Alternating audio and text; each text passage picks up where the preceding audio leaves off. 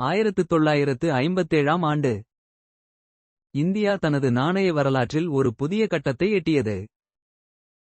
பழைய அண்ணா பைசா முறையை விட்டு நாடு முழுவதும் புதிய தசம முறையில் நாணயங்கள் அறிமுகப்படுத்தப்பட்டன. அந்த தொடக்க காலத்தின் சாட்சியாக இந்த ஒரு நயா பைசா வெண்கல நாணயம் இன்று நம்மிடம் உள்ளது. ஒரு பக்கத்தில் அசோகல் சிங்கத்தூண் இந்தியாவின் தேசிய சின்னம் வீரத்தையும் பெருமையையும் வெளிப்படுத்துகிறது.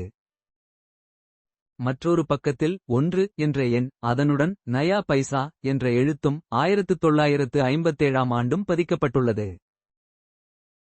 நயா என்றால் புது என்பதே பொருள். பழைய பைசாவுடன் குழப்பம் வராமல் இருக்க 1964 வரை இந்த சொல்லை பயன்படுத்தினர். சிறிய நாணயம் என்றாலும் இது இந்தியாவின் பொருளாதாரத்தில் நடந்த மிகப்பெரிய மாற்றத்தின் சின்னமாக திகழ்கிறது.